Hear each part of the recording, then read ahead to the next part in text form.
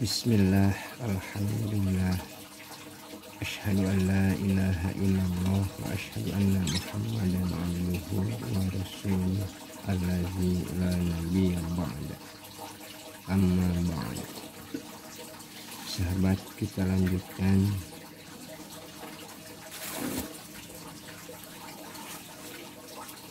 tafsir tentang ayat suci Al-Quran pada surat Al-Fatihah dari ayat 1 sampai ke 7.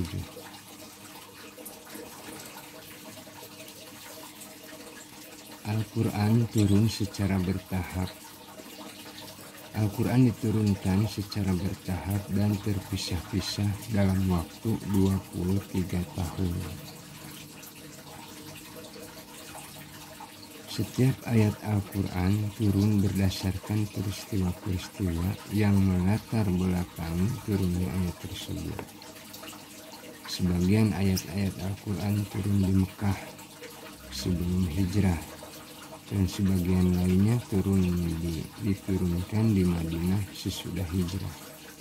Masing-masing ayat yang turun di Mekah dan Madinah mempunyai ciri-ciri tersendiri yang bisa diketahui. Ciri-ciri ayat Makkiyah adalah: 1.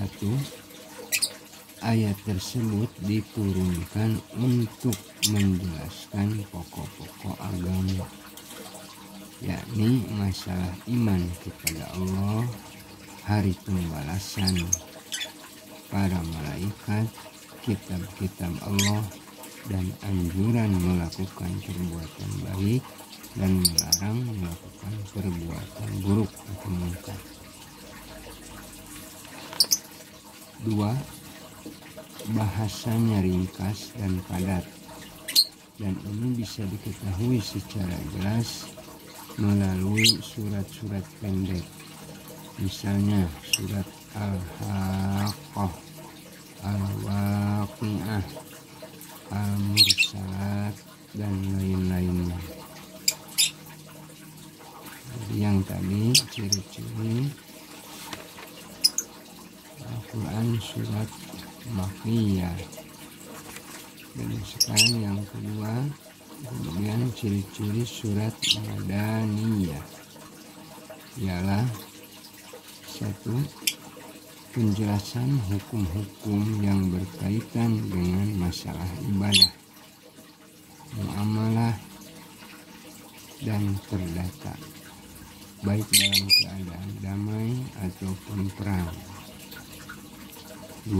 Membicarakan masalah-masalah pokok syariat bagi pemerintahan Islam. 2. Membicarakan masalah-masalah pokok syariat bagi pemerintahan Islam. Jadi membicarakan masalah-masalah pokok hukum bagi pemerintahan Islam. 3.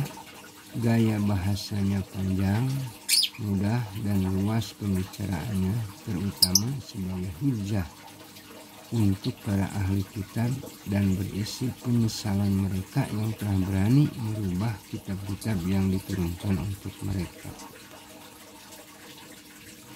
4. Berisi ajakan kepada para ahli kitab agar mengikuti ajaran tauhid secara murni dan penjelasan Al-Quran bahwa Islam merupakan agama seluruh para nabi. Jadi itu tadi dua ciri ayat-ayat Makkiyah dan ayat-ayat Madani. Oke sahabat, kita lanjut. Bismillahirrahmanirrahim.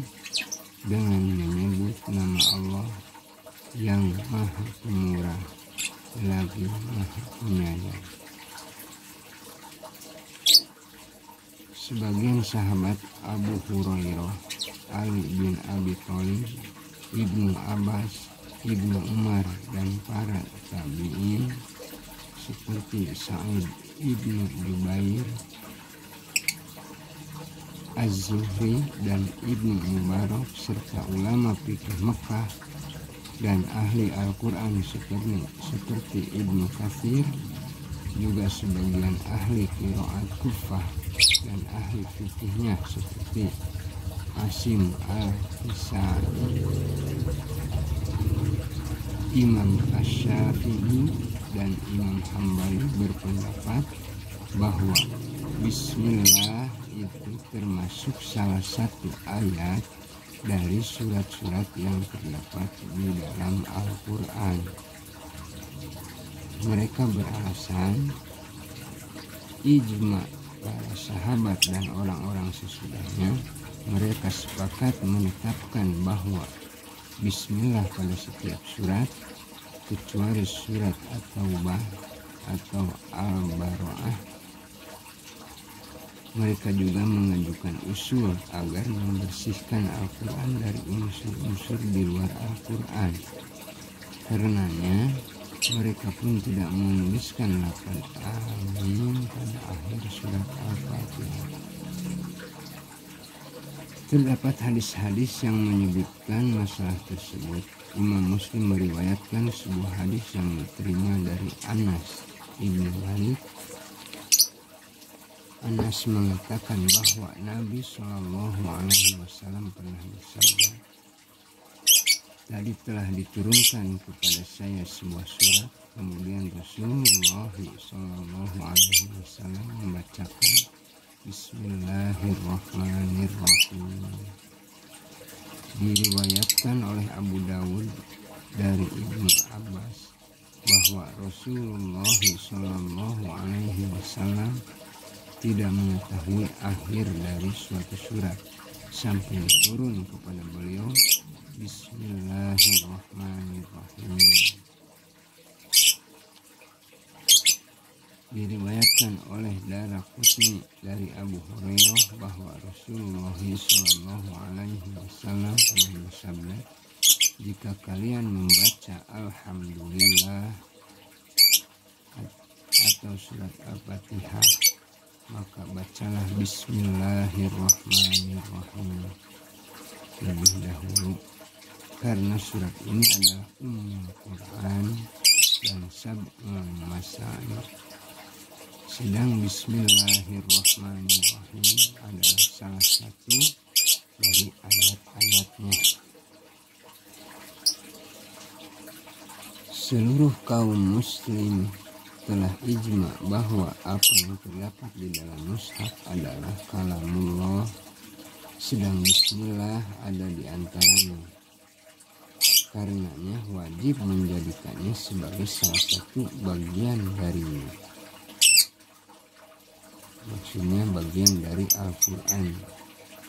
Imam Malik dan para ulama Madinah, kabilah Auza'i, sebagian ulama Syam, Abu Umar dan Yaqub, keduanya termasuk ahli Qura Basrah, yang pendapat mereka ini dianggap paling sahih menurut mazhab Abu Hanifah.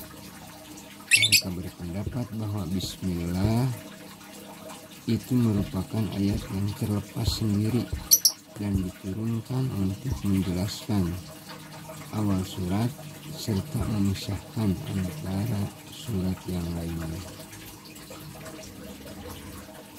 Sahabat Abdullah ibnu Mas'ud berpendapat bahwa Bismillah itu pada asalnya bukanlah Al-Quran.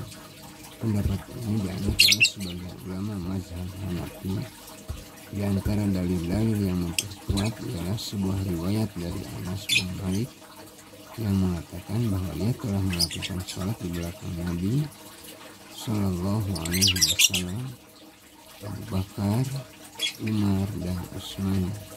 Mereka membuka bacaan Al-Fatihah dengan kalimat Alhamdulillahirabbil alamin.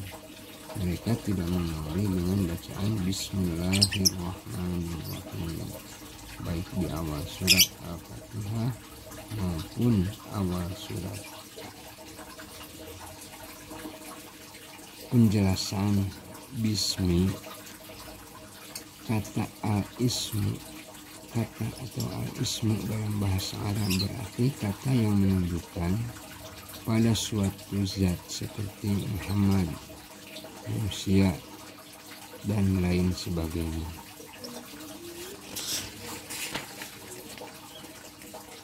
Atau bisa menunjukkan kepada sesuatu yang bersifat maknawi, misalnya ilmu, adab, dan lain sebagainya.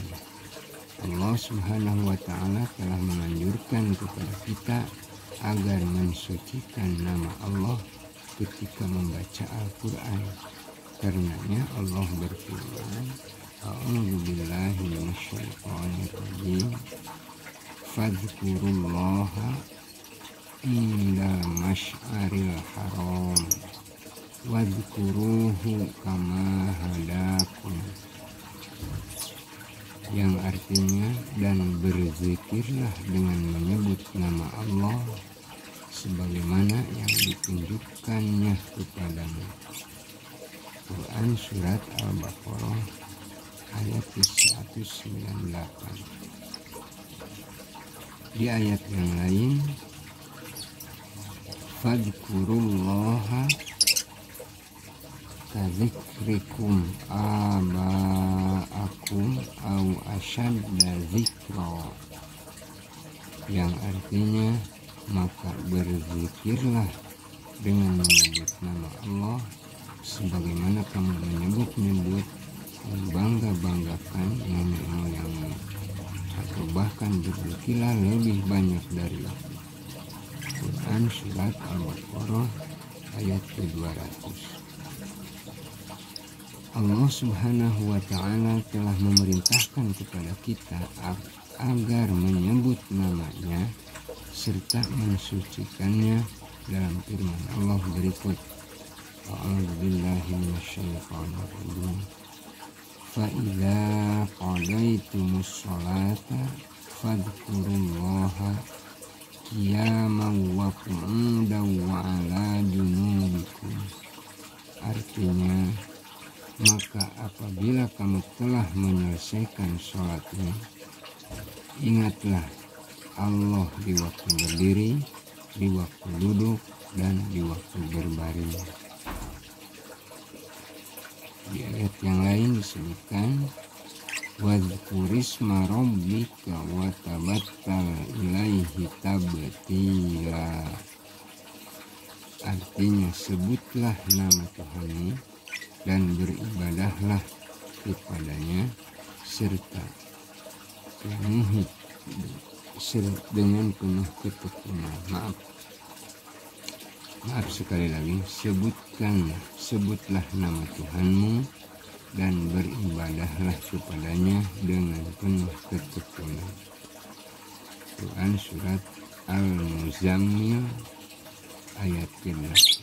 Di ayat lain, wadhkurisma rabbika bukratan wa asila. Artinya, dan sebutlah nama Tuhanmu pada waktu pagi dan petang. Quran Surat Al-Insan ayat ke-25. Di ayat lain, wa ma lakum alla ta'kulu mimma dzukirasmullahi alaihi. Artinya, maka makanlah binatang-binatang yang halal yang disebut nama Allah ketika menyembelihnya. Berdasarkan pengertian ayat tersebut, dapat disimpulkan bahwa di dalam menyebut nama Allah diharuskan adanya keterlibatan hati dan lisan. Sekali lagi, di dalam menyebut nama Allah diharuskan adanya keterlibatan hati dan lisan. Jadi antara hati dan lisan nyambung. Di dalam rangka mengingat keagungan dan kebesaran Allah serta nikmat-nikmat yang Allah berikan kepada hamba-hambanya, akan halnya menyebut nama Allah dengan lisan berarti mengucapkan Asmaul Husna, sekaligus memuji dan menyatakan rasa syukur kepada Allah juga berarti memohon pertolongan kepada Allah agar memberi kekuatan untuk melaksanakan perbuatan sesuai dengan ketentuan syariat, sebab seluruh perbuatan yang tidak dimulai dengan menyebut nama Allah berarti tidak diakui syariat. Sahabat, sampai di sini dulu